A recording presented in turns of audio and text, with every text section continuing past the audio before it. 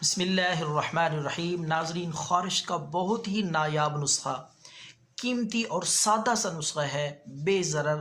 یہ ایک دفعہ آزمائیں، انشاءاللہ خارش کے لیے ایفیکٹو اور بہت ہی کامیاب ہے۔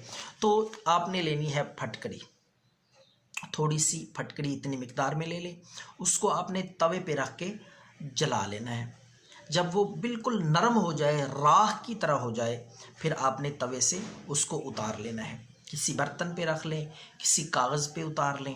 تو جب وہ ٹھنڈی ہو جائے، پھٹکری جلی ہوئی راکھ جب ٹھنڈی ہو جائے، اس کے بعد آپ نے 1 عدد انڈا لے لینا ہے۔ انڈے کو توڑ کے اس سے سفیدی آپ نے علیحدہ کر لینی ہے، زردی آپ نے علیحدہ کر لینی ہے۔ اور جو چیز آپ نے خارش والے اس نسخے میں استعمال کرنی ہے وہ ہے سفیدی، زردی اس میں نہیں استعمال کرنی۔ زردی علیحدہ نکال کے رکھ دیں، استعمال کر لیں کھانے میں یا کسی بھی طریقے سے۔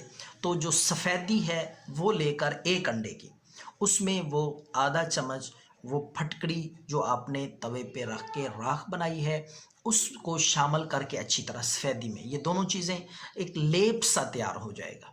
تو یہ خارش کا آپ کا نسخہ تیار ہے۔ اب میں آپ کو استعمال کرنے کا طریقہ بتاؤں۔ رات کے وقت جہاں جہاں خارش ہے، کھجلی ہے، پھوڑے پھنسیاں ہیں، تو یہ آمیزہ سا یہ جو چیز آپ نے تیار کی ہے، پھٹکری اور 1 انڈے کی سفیدی اچھی طرح مکس کرنے کے بعد آمیزہ بنا کے لیپ وہ متاثرہ جگہ پہ آپ لگائیں۔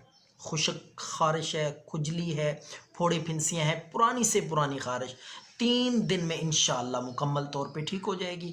یہ ضرور ٹرائی کریں، دعاؤں میں یاد رکھیں۔ اللہ حافظ۔